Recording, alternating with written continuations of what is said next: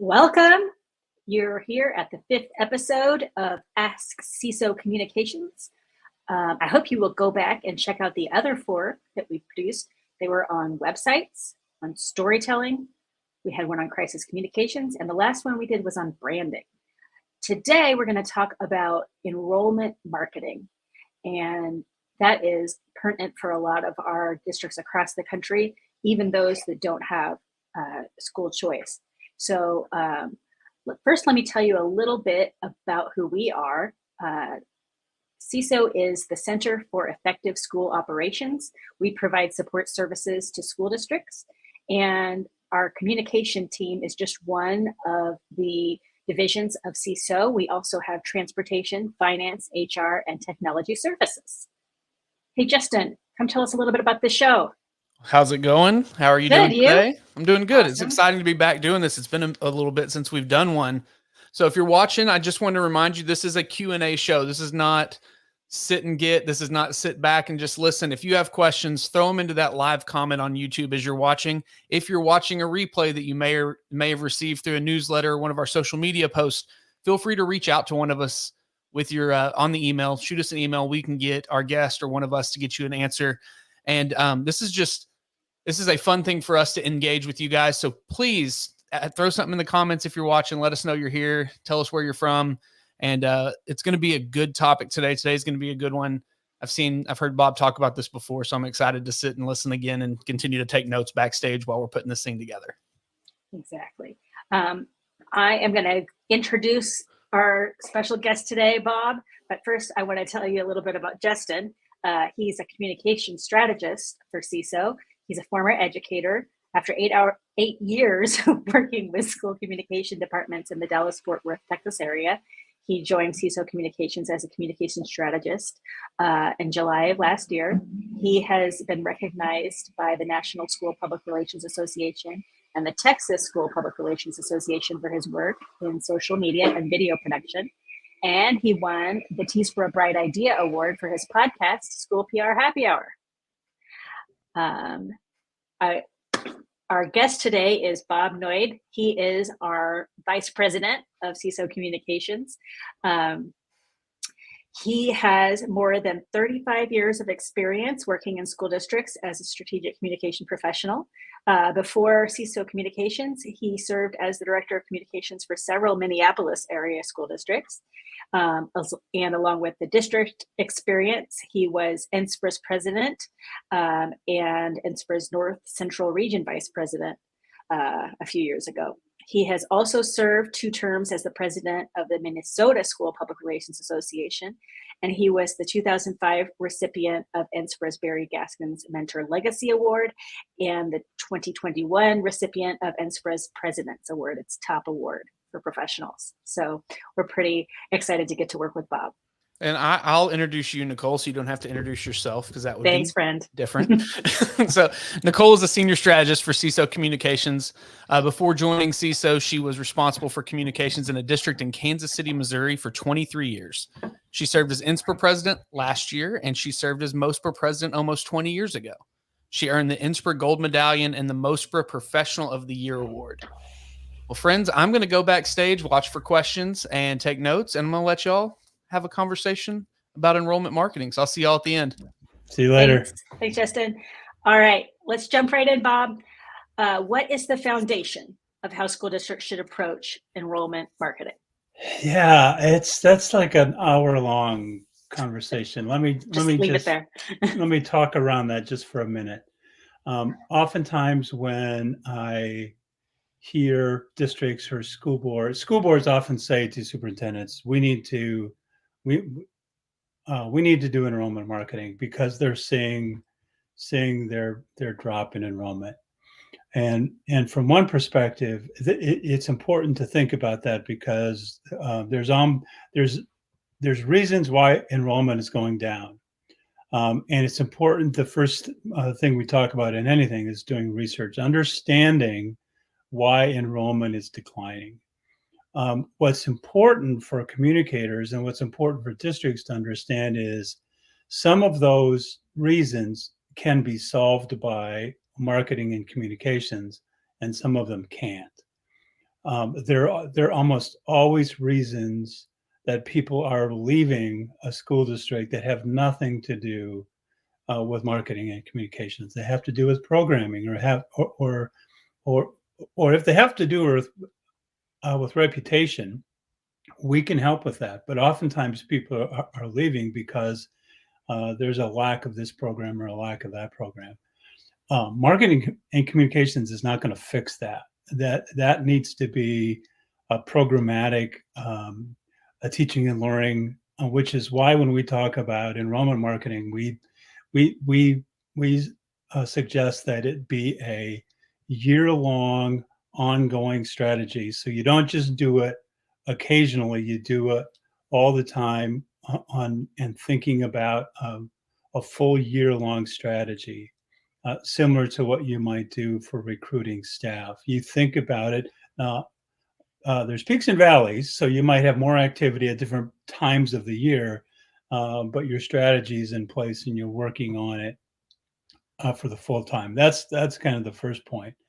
The second point, and I'm going to ask Justin to throw up this graphic, is to think about, we've all seen this type of kind of funnel graphic for sales and marketing, and it's really about starting at awareness, starting at that top, and creating awareness of of of of your school district. Excuse me. And that's through, intense marketing, intense communication, sharing your message, and you share it widely. And then as you go down, there's going to be some people who are aware, but aren't going to take any further action. So it's important to kind of think through these steps, because you start with a large population and you're going to end up with a smaller number of people who are actually going to express interest in your organization, an even smaller number that's going to be even considering you as an option, and then probably even smaller number of those people who make a decision. We also add on the bottom, that last tier, the onboarding piece, primarily to remind our colleagues and to remind each other that once you have people committed to coming to your district, a new family who's expressed, I'm going to enroll my child into your school district. The process of onboarding should begin, and you on an ongoing basis continue to maintain contact and maintain connection with that parent and with that family until it's time for the school year to begin. Just so there's that continued connection there. And I think sometimes that's another piece that we see is we get a family, to sign up, and then they don't hear from us for 6 months or 4 months.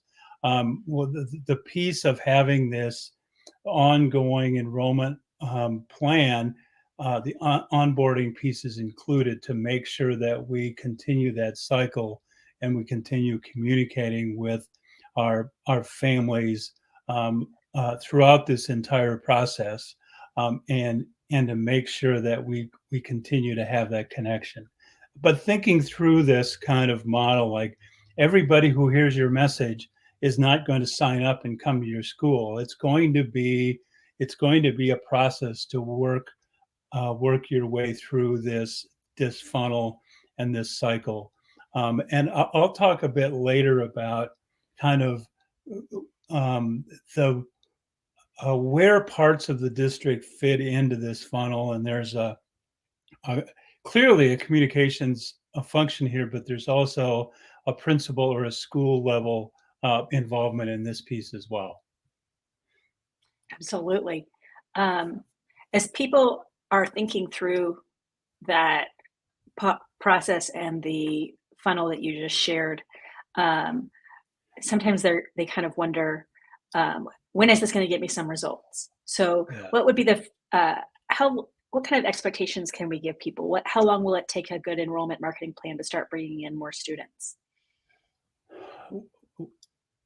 Well, I think in our experience, the first year that you do it, it depends on your it depends on your position and your reputation to begin with. If you're an organization that has struggled with some reputation issues, people are saying it's not safe or whatever the issue is, it's going to that cycle might be a little bit longer in terms of it might take 2, maybe 3, maybe even 4 years to not go up, but to really start to see a gain in enrollment. If you're not experiencing those issues, obviously it might go a little faster. One of the things that I always tell people is on the first year, if you're a declining district, the best thing that could happen is you level out. So you stop losing kids, even if you don't gain any kids. If you can stop losing kids that first year, Stop the bleeding. stop the bleeding, stop the loss, and then continuing that awareness and continue that work, and then over time you can begin to add kids. But I think it's never too late to start. It's never too early to start. I think for again, in our society and in most states, kids and families have lots of different options, and as soon as we can get out there and create that awareness and be part of that choice option, I think the better off we're going to be. But I would say, conservatively, 2 years before you see a significant boost. Again, it depends on those conditions and factors that might exist in your district. And this timeline question kind of gets back to something that you said with our first question, which was about how this should be really an ongoing thing and not just a one-time plan that you implement.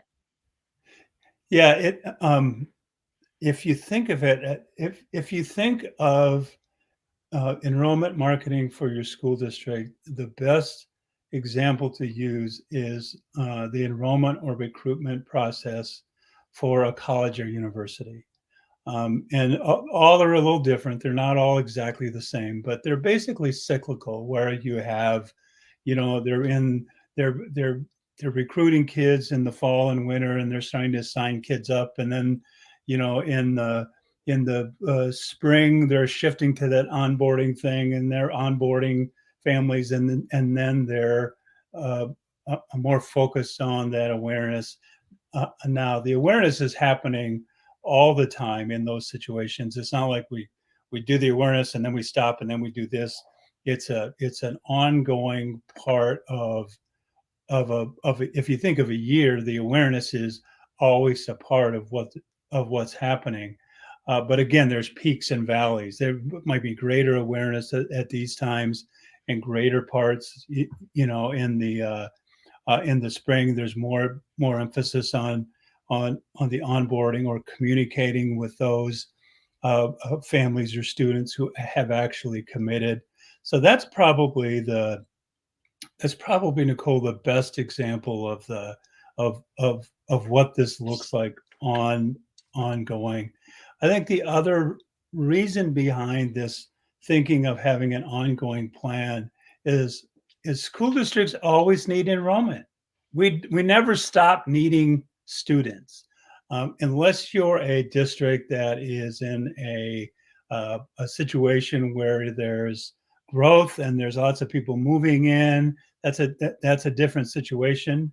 But there's not as many of those as there used to be. So most districts really do have to think about kind of positioning themselves in the marketplace on an ongoing basis. And the best way to do that is to never leave the marketplace. You're always present in that marketplace, and you're continuing to do that work. And the awareness about your district is always out there, so people can become aware and put themselves in that funnel at any point of the year. You don't have to start the funnel in September. You can start the funnel in April or July. It's really about when you become aware of that school district and what they're offering. Absolutely. As people are taking this and building an enrollment marketing plan for their districts, what's the first step when they're wanting to address this? Yeah, research. We talked about that before, but the research is the first step, and part of the research phase is to figure it out, and it can be really simple. I've done this in the districts I worked in. We've done this with clients. I mean, the core question is why are they leaving?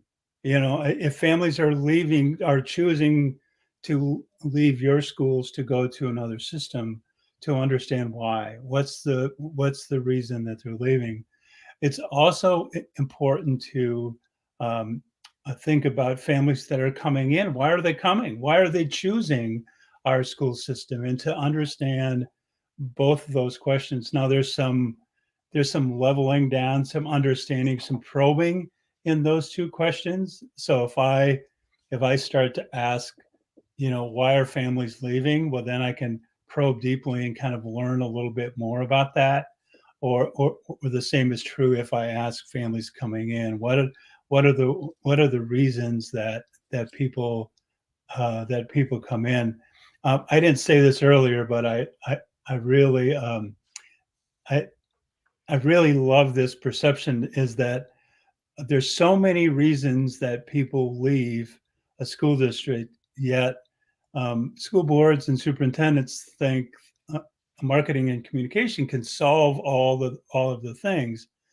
And I said very few people have ever left a school district because they haven't gotten enough brochures or videos or social media. There's another reason that they leave. It's programmatic, it's reputation. So I think to really think through that and to use the marketing and communications expertise to create the awareness and then to bring people down through that funnel and to really have that experience in being involved. So that I think the research piece is really critical. Starting without it, you're just shooting blind. You have no idea really of what's. It doesn't mean you're not going to be successful, but you're not going to be targeted, and it's not going to be specific. Right. I'll give an example. Great, perfect. There was a district that we did some work in, and you know they were experiencing enrollment, and you know they were seeing the enrollment not come in at kindergarten, which makes sense if you're. And they thought, well, you know, something's going on here. Well, we did a little research, and it wasn't so much about the kindergarten program. This particular district had some reputation issues with their middle schools, and families were making the choice at kindergarten to choose other school option because of their perception of the district's middle schools. And knowing that, now we could do some things about that. But without that research, we would have never known that, you know, middle school was part of the play here. We would have just started, you know, promoting, you know, enroll for kindergarten. But that piece of research really did help us kind of learn more. Absolutely, that's a good example. Can you give kind of some other ideas of what the research looks like in practicality? Yep. How do we probe these questions you're talking about and get the answers? If you focus groups work well if you can gather a group of families who are either entering your district or leaving your district. If you can't, sometimes getting families who have left or are leaving, it's harder to get them to come to a group. So maybe you do a short interview. You do a focus group, but you do it one-on-one, and you do it with an interview. A little bit more labor intensive, you know. So you have to work a little harder and do a little more of those. But you get good insight. If you're able to do a a random sample survey. There's some dollars and some expense that goes into that, but that's a very useful tool to get real good quantitative data about what's happening. And the investment in that research will pay off down the road, because as your enrollment starts to go up, your revenue goes up. So the getting just one or two students or three students will easily pay for the cost that you've invested in your marketing efforts. So if you're able to do one of those random sample surveys, that's great. But we've had a lot of success with focus groups, a lot of success with personal interviews. You can do surveys, although I don't know that the survey form with a targeted audience, probably it's not wrong. I just don't know. It might not be as effective as Might not be the best measure for this. it might not be the best measure for this particular situation. Yeah. Mm-hmm. Thanks for saying. You said that much better than I did. I should have just kept my mouth shut and let you talk. But Whatever.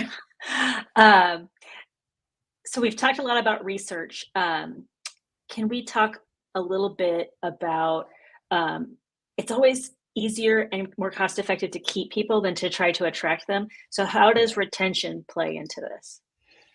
well, it's the core of it, right? I mean, if you're able to keep the families you have, and if you're able to maintain your enrollment, you're going to be less in need of adding enrollment. And a lot of that is, again, making sure the families um, are having their needs addressed. We talk about engaging your families, understanding what they want and need, and then over time, and that's a form of research to make sure that you're providing the programming that your families are looking for. We talk about doing ongoing communications and storytelling to keep the positive goodwill, the feeling. Everyone wants to be a part of an organization, of a movement that is positive and feels good and makes people happy. All of the storytelling that we talk about contributes to that. It's really about just kind of continuing to build that goodwill, and listening to making sure, um, if you think about it in terms of a customer, in a retail setting or something like that, businesses, companies are looking for ways to continue to keep you happy so you stay their customer. It's a very similar model in schools. How do we continue to meet the needs of your family, to meet the needs of your students, so you stay here and don't seek another option? If there's something, if there's a program we can add or something we can do different, keeping those channels open. And again, while the communicator may be leading the engagement, there's those other folks in the district, the teaching and learning people, and HR and all of the other departments are engaged in those things, because they're thinking about, okay, how can we make sure that we're providing programming and offerings that are welcoming to our families. Right. So a similar thing to what we're talking about with this enrollment campaign is recruiting. As we are in a more competitive environment for hiring staff right now across the country, how does an enrollment campaign compare to a staff recruitment campaign? They're very similar, different audiences, obviously. Last time, or one of the last times we had this conversation, we talked about branding, and establishing a brand of who you are as an organization is the core of recruiting staff, and it's the core of recruiting families or students. Who are you as an organization? What are the benefits for me coming to you as an employee or coming to you as a family? It's a very similar. If we took a staff recruitment campaign and enrollment marketing campaign, they're going to be fairly similar. There's going to be some obvious differences in terms of messaging and timing, and maybe how some tactics are used, but they're going to be more similar than they're different. Mhm. And they're going to be, as I spoke of for the enrollment piece, it's going to be year-round and ongoing. So that cycle, again, peaks and valleys maybe, but it's not going to go, well, we need to go recruit staff. It's April, so let's go do that. It's going to be more of an ongoing process, ongoing a piece, and something. Both of those components are integrated into the ongoing standard work, the ongoing function of every school district. There are things that just become the work that we do on an ongoing basis every single year. Absolutely. Well, we've gotten to the portion of the program where we invite people to put their questions in. And I hope that they'll type them in and so that we can ask those live. But I'm going to take a little privilege and ask my question first. Can you tell me a little bit about, you talked about this earlier about how the principals have a role in this. Will you go a little deeper into that about how do they fit into this work? Yeah. So go back to that funnel again. Think about that funnel, and okay, we're getting them aware. And as we move down into interests, and now we're getting into consideration. What's probably going to happen if I'm a school shopper, at some point, I'm going to want to engage with the people at the school. I'm going to go want to visit that school. Maybe it's a tour, a conversation with the principal. Again, think back to the process that colleges and universities use. What do they always include? A campus visit. You go visit. At the school district level, they're probably going to come and visit the school. Can I meet with the principal? The principals have to understand their role in this, because if I'm a family, if I come and visit a school and I don't have a good experience, I'm jumping out of the funnel. Now you've lost me, and I'm not going to continue down that funnel because you've ended my interest. I'm no longer interested because that experience wasn't good. Mm-hmm. So the building principles are, even though a lot of principals don't like to be seen as part of this, because but they're so important. They're a part of this marketing process, and to talk about their school and present their school in a way that is honest, and being able to answer the questions and to work with families and to talk about who they are as a school. It's just anywhere along that, at multiple points along that funnel is an opportunity to leave the funnel, to say no and go out there. And the place where you may see that is when you get down to the schools, because now they're going to visit and they're going to interact. If those interactions are good and positive, we keep them, and they keep considering, and they may even make a decision to come join us. If they're not, then that's a possibility we could lose those families. So having the building principals, and other people, not just the principals, but the other folks in the building, really understanding how they fit into this role is really, really critical. You cannot do this without them. You cannot successfully boost your enrollment without having solid investment and solid participation from your principals. They have to be a part of this process. Agreed. And we've seen examples of this with clients that we've helped where when the principals weren't kind of helping build those relationships with people, potential students, that we lost them, that they lost those potential students. And, we've actually got data to show that. So it's really interesting to see in real terms how powerful the people at the school are in making or breaking this. I think too, Nicole, I think especially when you get into districts that are larger, that have multiple schools, the families that are doing the shopping aren't shopping for the district, they're shopping for the schools.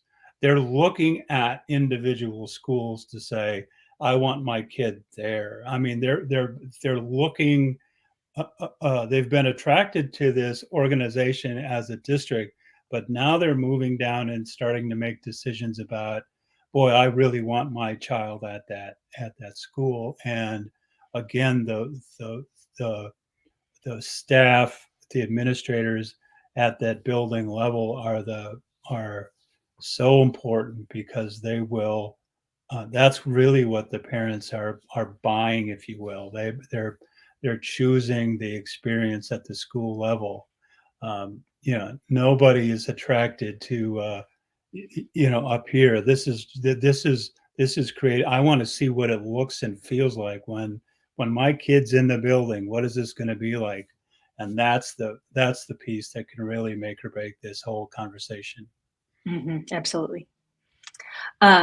Another piece, you and Coley in our last episode talked a lot about brand clarification and branding. Yeah. How does brand play into this? Yeah, I started talking about that, and then I stopped because you and I've had these conversations before. Talking about branding is you can easily jump down the rabbit hole, and we'd be here for another 4.5 hours. But they can go back and see the other episode. Go back and watch the other one. But clarifying your brand really is about clarifying who you are as an organization. What is ABC School District all about? And when we do these with clients, and we've done a bunch of them, and we've never found the same. We use something called an archetype that gives us a point of view and we've never found the same school district with the same archetype. They're all different, which means while school districts may seem similar, they all have personalities and they all have points of view. Understanding that brand, or understanding that point of view as an organization, will help you position yourself in the marketplace better, and will help you do it consistently. You will have your organization presented in the marketplace on a consistent level or a consistent basis by everyone in the organization. So everyone will have or be familiar with the same kind of messaging, and it makes it easier for families and parents that are shopping, because they'll know exactly who you are. It'll be very clear about, hey, this is someplace that I want to dig more in. So it's just really about clarity. It's really about clarity and understanding who you are as an organization, and not just, well, we're a K-12 school district or a K-8 school district. Well, you're more than that. And to go down that next level, or the next level of the next level, and to figure out who are you as an organization. And then that's what gets presented in the marketplace, to really figure out who you are, what you do, and how you can make a difference for kids. Exactly. Well, Justin said he had a question for you too, so I'm going to invite him back in. It's always fun to randomly fly in and just have a goofy look on your face. So, with the clients we've worked with and some of even the districts I worked in before joining CESO, it was always like, give me as many kids as we can get. Let's go get them all. Yeah. Well, at some point you can't take every child, because there is a limit on how many classrooms you have, and there is a limit on how many buildings that you have. So, and I've heard you talk about this before, and I think this is a really important point. What is the importance of understanding right size enrollment within your district when it comes to this type of campaign? It's important because it answers all of those questions, Justin, that you just talked about. Again, when boards and superintendents say we need more kids, well, okay, that's great. Let's peel that. Let's peel that onion back a little bit. What is, first of all, what space do we have? Are we really needing kids, or if we do, how many, where are we needing them at? I mean, we've done enrollment campaigns where we are just targeting, uh, a few schools in a district or a few grades in a district, because the high school might be full, but the elementary isn't. So thinking through that, and some of it's about capacity. What is it? What is the capacity of your current schools? How many kids will fit? I mean, if you want 3,000 kids and you only have room for 2,500, that's a problem. At some point, that's going to be a problem. So to really think through at the administrative level before you jump into this, when you say we need more kids, what does that mean? To help me understand as a marketer or as a communicator, and as an administrative team, what does it mean? What's our target? What are we really after here? When you say more kids, what kind of definition can we put around that? So that's an important part. We've seen districts that have seen a drop in their enrollment, but they still have more kids than they have capacity to. But the board has reacted to the drop instead of the actual enrollment. They should never had that many kids. They were oversubscribed, and then they kind of went back to normal, and they said to the administration, we need more kids. Well, they really didn't have room for those kids. So having those conversations is really important. Usually when a board or a superintendent says we need to boost enrollment, we need more kids, it's because they've got space and they have a room for more kids. But thinking through those little bits and pieces at the beginning is an important part. Absolutely. I have another question for you. One of the things that's sometimes hard as school administrators is because we're coming from a perspective of rising tide lifts all boats and we're all in this together, to start to think about the competitive environment that we're in. Yeah. What does that look like as part of the research process? I have always personally advocated, and I would encourage this, is to not recruit kids from other school districts that come. The recruitment ought to be to the kids who are supposed to come to your schools. Mm-hmm. Now, that doesn't mean some kids from another district, and we see that all the time here in Minnesota. Kids can go wherever they want, so they cross borders and all that kind of stuff. But there's also some kind of friendly rules with districts and not stealing kids from other places. Now they go by themselves, so kids will make choices and they'll go wherever they want to go. I think part of the competitive nature too, Nicole, is in states, the legislatures and the departments of education have essentially changed or made those rules for us, that they have made public schools a competitive entity, and we don't have a lot of choice. We don't have a choice to be competitive. I guess we have a choice, whether we're going to compete in that marketplace. But they have exercised and made a decision to say families can do whatever they want, or they can go to this option, or there's charter schools are options. Open enrollment is an option. Private and parochial schools have long been an option for hundreds of years. So there's always some choices, and I think for public schools, it's really about it's more about how do you want to position yourself in the marketplace. For so long, in many places, in many states, in many districts, we have not had to be an active player in the marketplace. We've just been an institution that people have come to. That's in most places, that's no longer the case.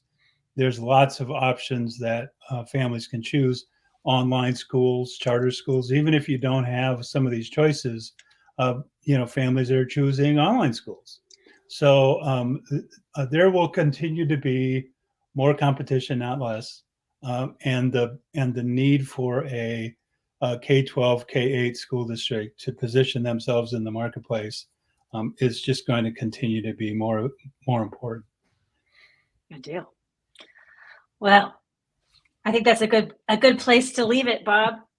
Appreciate all your wisdom on this topic. I think people are really going to get a lot out of this one. Hey, are we already done, man? That was fun. It was only 42 minutes. Right? Good stuff. I tell you, last week, Justin and I did one. We talked for darn near an hour. So. Yeah. And hey, if you want to learn about branding, he was on School PR Happy Hour just last week. Selfless plug right here. That's right. We started and we were looking at, I was like, oh, look, we've gone an hour on a show that usually is 25 minutes long. Cool. Yeah. That's good. It's because you've got so much to say. Well, let me just wrap up by saying thanks to everybody for tuning in live, and thanks for everybody who's going to tune in after the fact. I hope you'll join us for our next live episode in November, so stay tuned for more information on that. We'll be sending it out in our email newsletter, and we'll be sending it out in our social media.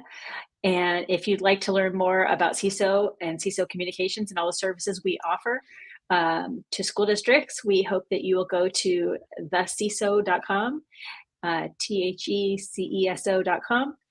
And if you'd like to talk to somebody about providing communication support in your district, Bob's your guy. So we hope you'll give Bob a shout, and we'd love to help you out. Thanks, everybody.